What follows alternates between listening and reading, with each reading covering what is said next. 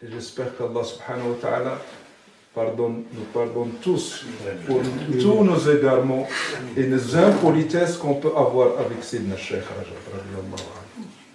On ne mesure pas les conséquences. On ne mesure pas le temps qu'on perd en commettant les impolitesses avec Shuyukh. Ça, je le dis en parlant de Cheikh Rajab. Cheikh Rajab, c'est quelqu'un qui fait tout et qui se met sous les chaussures des frères pour leur service et leur bien. On parle de Cheikh Rajab. Shuyukh, des fois, ils sont durs. Shuyukh, des fois, ils font passer des examens, des épreuves aux frères. Cheikh Rajab, il ne fait pas ça. Cheikh Rajab, il dit, mes fils, je tiens le tamis comme ça. Vous connaissez le tamis? Et vous êtes dedans, dans le tamis. Et j'ai peur de le bouger. S'il le bouge un petit peu, tout le monde tombe. Cheikh, il ne bouge même pas le tamis pour faire le filtre. Mais il y a Allah qui bouge le tamis. Ne croyez pas. Il n'y a pas de cheminement sans épreuve et sans filtrage. Il n'y a pas. Il n'y a pas. Il y a un temps mort. Il y a fitna. Il y a des épreuves. Ne croyez pas que c'est elle ou c'est elle ou c'est elle. Non, c'est nous. Tu subis une épreuve, c'est parce que tu le mérites. Il n'y a pas d'autre raison. Nous, on cherche toujours des boucs émissaires. Non, c'est à cause de lui, c'est à cause de lui, c'est à cause de lui. Et jamais on dit c'est à cause de moi. Si tu as subi une fitna, c'est la faute à qui? Répondez-moi. À moi. Il ne faut jamais attribuer ça aux autres. Faites attention. Qu'est-ce qu'on fait nous? On rejette sur l'autre. C'est à cause de lui. C'est lui qui l'a fait, il a fait, il a fait. Et l'autre, il a fait, il a fait. C'est pour ça que, non, tu ne subis que ce qui t'y est destiné. Et ce qui t'est destiné, seul Allah le décide. Il n'y a rien. Il n'y a personne. Vous croyez en disant la ilaha illallah ce que ça veut dire? Qu'est-ce que ça veut dire la ilaha illallah? Hein? Qu'est-ce que ça veut dire? Qui c'est qui gère? Qui c'est qui donne? Qui c'est qui fait passer les épreuves? Qui c'est qui pardonne? Qui c'est qui châtie? Qui c'est qui élève? Qui c'est qui rabaisse? Il n'y a que lui. Tout le reste n'est qu'illusion. Toi et moi et l'autre, ce qu'il m'a fait, ce qu'il a fait. C'est qu'illusion. Tu subis une épreuve parce que tu le mérites.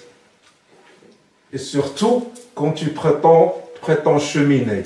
Tu dis, moi je suis mouride, je vais chez Cheikh, moi je chemine. Ah, tu chemines, viens, on va voir si tu chemines. Un petit truc, s'en va. La meilleure des choses qu'on puisse faire quand on prétend demander à Allah, la meilleure des choses, ya ikhwani, c'est de ne pas parler. Ne dites rien. Ne dites pas je chemine, ne dites pas je suis mouride, ne dites pas mon cheikh est un wali, parce que tout mot que tu peux prononcer, ça a des répercussions. Il y a d'Allah subhanahu wa ta'ala dans le Coran, qu'est-ce qu'il dit? أَفَحَسِبَ النَّاسُ أَنْ يُتْرَكُوا أَنْ يَقُولُوا آمَنَّا. Les gens ne doivent pas croire qu'Allah peut les laisser dire Amanna. On a cru. Et qu'ils ne subissent pas d'épreuves.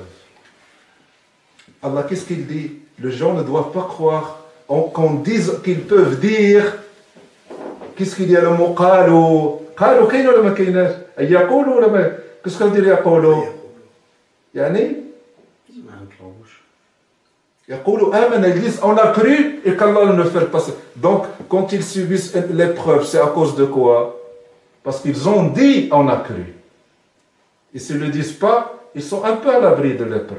Donc il vaut mieux dire ou ne pas dire? Ne pas dire. Un homme est venu chez Rasul sallallahu alayhi wa sallam.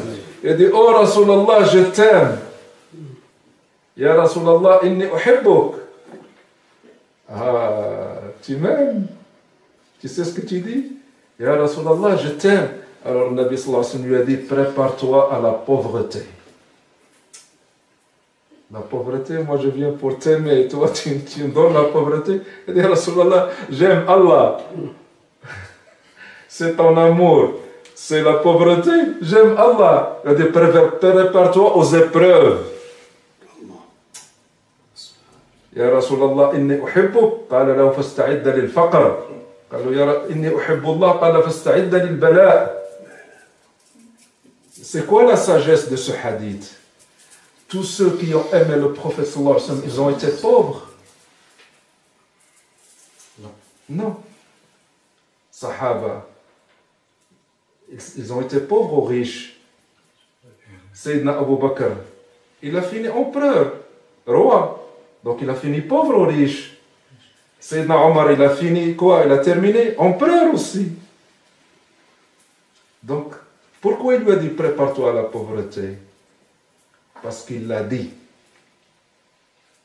Il aurait pu aimer Rasul sallallahu alayhi wa sallam et ne pas le dire. Mais quand tu le déclares, ça y est, tu déclares, tu lèves le drapeau et tu dis, moi j'aime Rasul sallallahu alayhi wa sallam. Voilà mon drapeau. Alors prépare-toi. La pauvreté, ça veut dire que tu dois être pauvre de tout amour sauf moi. Tu dois tout oublier, sauf moi. Lui, il a compris que c'était la pauvreté de l'argent. Il lui a dit, non, non, j'aime Allah. Prépare-toi à l'épreuve. Donc la meilleure des choses qu'on peut avoir et la meilleure des choses qu'on peut faire quand on prétend cheminer, c'est de ne pas parler.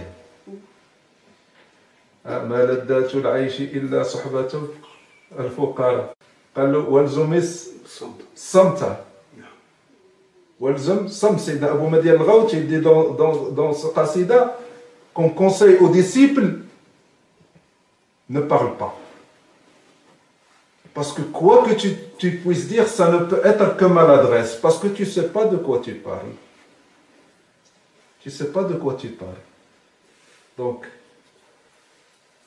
la ilaha illallah, qu'Allah nous pardonne ce soir tous.